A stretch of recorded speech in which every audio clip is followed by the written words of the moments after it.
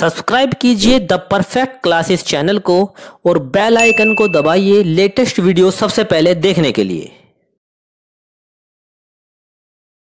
आप सभी का आपके चैनल द परफेक्ट क्लासेस में स्वागत है। शिक्षा निदेशालय राष्ट्रीय राजधानी क्षेत्र दिल्ली की वर्कशीट नंबर 13 डिस्कस कर रहे हैं। क्लास 8 की वर्कशीट है, विषय सामाजिक विज्ञान, 3 सितंबर 2021 की वर्कशीट है और पार्ट 7 है हास्याकरण की समझ। तो स्टार्ट करते हैं बच्चों। मुसलमान और हास्याकरण। मुसलमानों के आर्थिक व सामाजिक हास्याकरण के कई पहलू हैं। दूसरे अल्पसंख्यकों की तरह मुसलमानों के भी कई रीति रिवाज और व्यवहार मुख्य धारा के मुकाबले काफ़ी अधिक हैं। मतलब जैसा बाकी सब करते हैं उनसे उनके व्यवहार और रीति रिवाज अलग हैं। सब नहीं, लेकिन कुछ मुसलमानों में बुर्का, लंबी दाढ़ी और फेस टोपी का चलन दिखाई देता है। ठीक है, सबकी बात नहीं हो रही, लेकिन कुछ मुसलमानों में बुर्का पहनते हैं, लंबी दाढ़ी रखते हैं और फेस टोपी लगाते हैं। बहुत सारे लोग सभी मुसलमानों को इन्हीं निशानियों से पहचानने की कोशिश करते हैं। इसी एक कारण अक्सर उन्हें अलग नज़र से देखा जाता है। कुछ लोग मानते हैं कि वह हम बाकी लोगों जैसे नहीं हैं।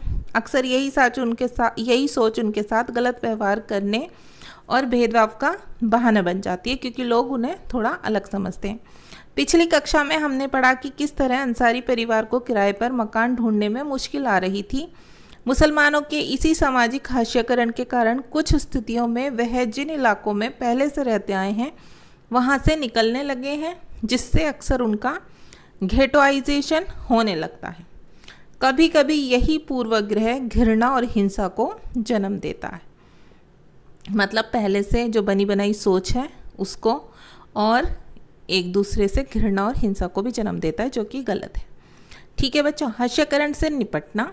इन सारे समूहों के अनुभवों से पता चलता है कि हास्याकरण एक जटिल परिघटना है, जिससे निपटने के लिए कई तरह की रणनीतियों, साधनों और सुरक्षाओं की ज़रूरत है। इसका मतलब है कि संविधान द्वारा परिभाषित अधिकारों और इन अधिकारों को साकार करने वाले कानूनों व नीतियों की रक्षा में हम सबकी बराबर जिम्मेदारी बनती है।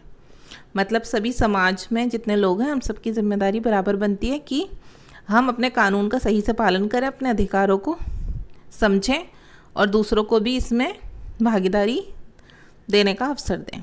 ठीक है, इसके बिना ना तो हम उस विविधता की रक्षा कर पाएंगे जो हमारे देश को एक अनूठी छटा देती है, और ना ही समानता के प्रति राज्य की प्रतिबद्धता को साकार कर पाएंगे। इसके बावजूद हाशियाई समुदायों का जीवन भी बदला जा सकता है और बदलता है। कोई भी हमेशा एक ही तरह से हाशिए पर नहीं रहता। मतलब जो समाज है वो हमेशा हाशिए पर नहीं रहते हैं, उनका भी विकास होता है एक समय के बाद। हाशियाई समुदाय अपनी सांस्कृतिक विशिष्टता बनाए रखना चाहते हैं और साथ ही अधिकारों, विकास और अन्य अवसरों में बराबर का हिस्सा चाहते हैं। वो चाहते हैं कि उन्हें भी समाज के बाकी लोगों की तरह बराबर का हिस्सा मिले, समान अवसर मिले।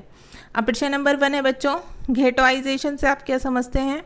तो इसका आंसर लिखेंगे आप आंसर नंबर 1 का।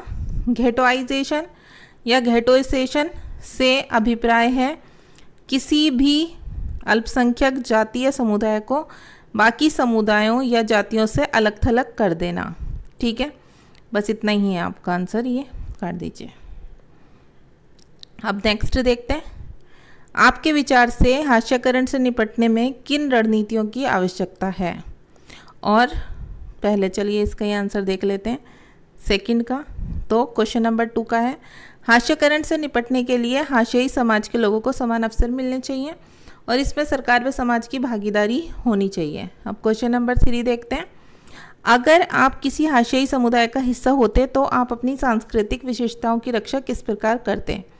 तो देखिए इसका आंसर यहाँ से लिखेंगे बच्चों, यदि मैं किसी हाशियाई समुदाय का हिस्सा होती तो मैं समाज के सभी लोगों के साथ मिलजुल कर सांस्कृतिक कार्यक्रमों का आयोजन करती, जिससे कि सभी लोग हमारी संस्कृति को समझ पाते और इस प्रकार हमारी संस्कृति की रक्षा होती। तो बच्चे आपकी वर्कशीट कंप्लीट हो गई। मिलते हैं नेक्स्ट वीडियो में। वीडियो अच्छी लगी हो तो लाइक और शेयर कर देना, चैनल को सब्सक्राइब कर लेना। Thanks for watching.